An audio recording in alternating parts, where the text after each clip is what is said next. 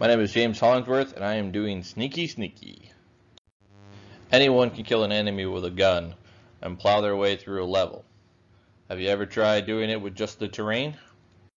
The view will be set in third person to allow for sneaking around corners and also without a mini-map, so the player will actually have to pay attention to the enemy patterns. The theme is set in modern day urban areas to allow for gadgets and modern technology.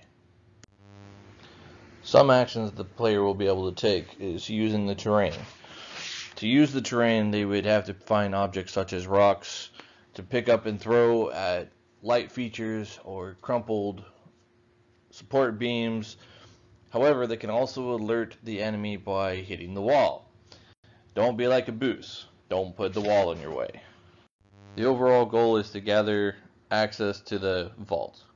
To do so, you have to search around for the information and its location. Players will be allowed access to any areas that they've already visited in case they missed something or they would like to go back to fully explore it.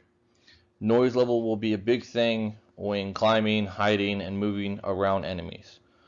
There will be false codes that will have to be identified from the player, and the most important thing is that there is no direct killing. Any interaction with the enemies will always end one-sided for the player.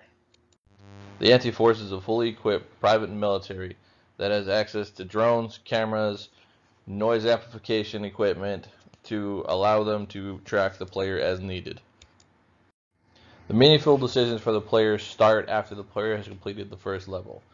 Once completing the first level, they can attempt to go find the vault right away or continue on until they have confirmation of where everything is. Another meaningful decision is the enemy encounters are entirely up to the player on how they wish to deal with them, whether it is to use the terrain to distract them or simply grapple them and knock them unconscious. Players can also choose to collect all of the collectible features and intel codes or skip and withdraw from the level altogether without completing it. Gameplay is up to the player.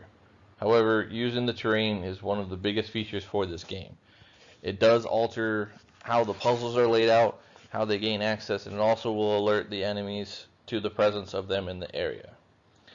To avoid this, the player will gather information on cloaking devices and other equipment to allow them to escape enemy sight. The two biggest games my game can be compared to is Splinter Cell and Metal Gear Solid. While both of them are stealth missions, Splinter Cell offers most of the gameplay to be done without having to kill, while Metal Gear Solid you can play both stealth or kill. One of the biggest issues is going to be the terrain alteration, to allow for the player to still complete the level, and when they come back, that the level is still changed, but the level characters will reset itself. An issue that comes off of that is coding the AI to make sure that they don't get stuck on the terrain and that they don't misbehave in their AI features. Coding the random generator for the vault and the features that will be unlocked when you find the vault is also something that comes from this.